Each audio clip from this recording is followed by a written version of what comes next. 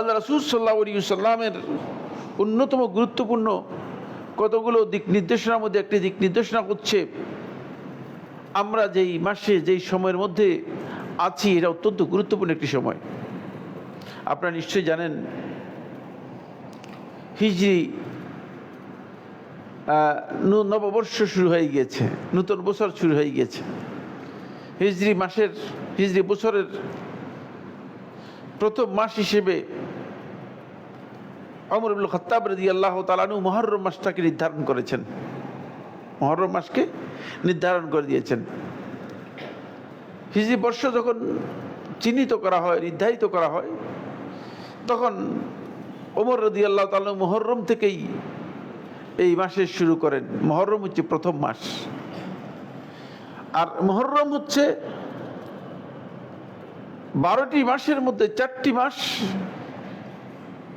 হারাম মাস রয়েছে, পবিত্র ও নিষিদ্ধ মাস রয়েছে। ওই পবিত্র ও নিষিদ্ধ মাসগুলোর মধ্যে 4টি মাসের মধ্যে একটি মাস হচ্ছে মুহররম। এই মাসটি অত্যন্ত মর্যাদাপূর্ণ একটি মাস।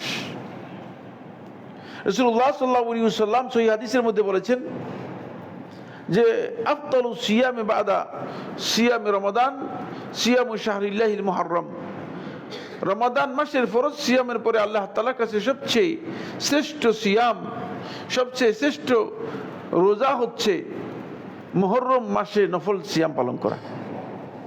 মুহররম মাসটা নফল সিয়ামের জন্য অত্যন্ত মর্যাদাপূর্ণ, অত্যন্ত গুরুত্বপূর্ণ এবং অনেক বেশি গুরুত্ব বহন করে থাকে।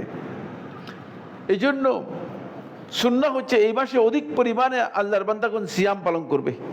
এই মাসে অধিক পরিমাণে আল্লাহর বান্দাগণ সিয়াম পালন করবে। নবী সাল্লাল্লাহু আলাইহি ওয়াসাল্লাম রমাদান মাসের সিয়ামের ফজিলতের পরে শ্রেষ্ঠ সিয়াম হিসেবে রাসূলুল্লাহ সাল্লাল্লাহু আলাইহি ওয়াসাল্লাম মুহররম মাসের সিয়ামটাকে কি করেছেন, উল্লেখ করেছেন।